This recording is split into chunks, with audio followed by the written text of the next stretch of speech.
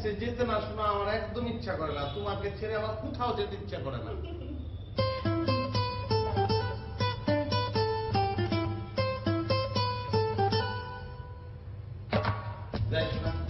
শোনো না, তোমাকে একটা কথা বলবো বলে চিন্তা করছি। বুঝছি তো, বুঝতে পারছি, বুঝে ফেলেছি তুমি কি বলতে চাও আমাকে।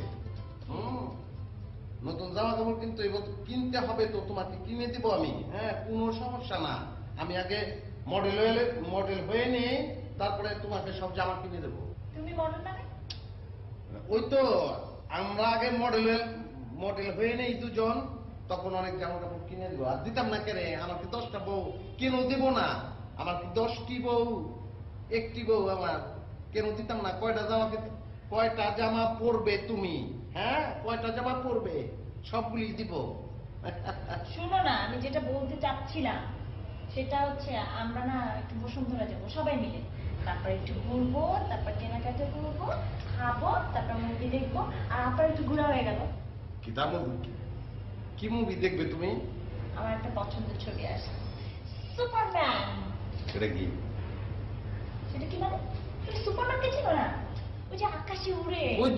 বুঝে ফেলেছি, ওই যে প্যান্টের উপর দিয়ে দাঁড়িয়ে পড়ে, খারাপ ছবি এটা। মানে এগুলো দেখানোর দরকার নাই, তোমাকে নিয়ে আমি বাংলা সিনেমা দেখবো, আর্ট ফিল্ম। আর্ট ফিল্ম কি? এটা বুঝতে পারো নাই? Art film, art, ART, art. Art film? না না না, ওগুলো আমি দেখবো না, আমি সুপারম্যানই দেখবো। সুপারম্যান দেখবো প্লিজ। আরে সুপারম্যান দেখো যদি এত ইচ্ছা করে, সমস্যা কি? আমি ঘরের শোনো, আমি আজকে বাসায় এসে প্যান্টের উপরে একটা লাল জায়গা পরবো, পরে তোমার সঙ্গে এরকম করে হাঁটবো, তাহলে সুপারম্যান দেখা হয়ে যাবে।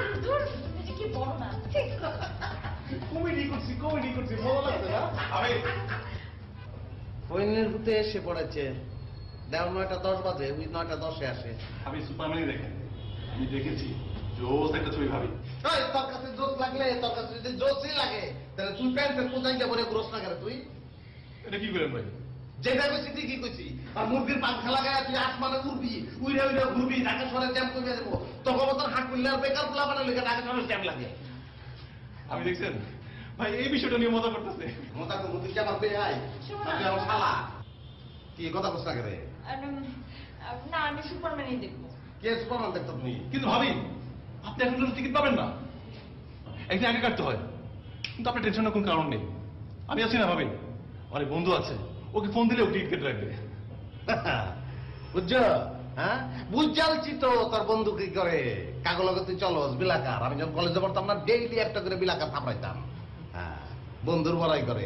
তোর বন্ধু তো ডিসি এগুলি করে তো। আরে ভাই এটা তো টঙ্গী আনাকুড়ি সিনেমা হল না ভাই, এটা বসুন্ধরা সিনেপ্লেক্স, ভাবি জানে। তাছাড়া আমার বন্ধু ভালো পোস্টে চাকরি করে। আমি বুঝালছি তোর বন্ধু কি করে, তার স্ট্যাটাস কি, এগুলি বাদ।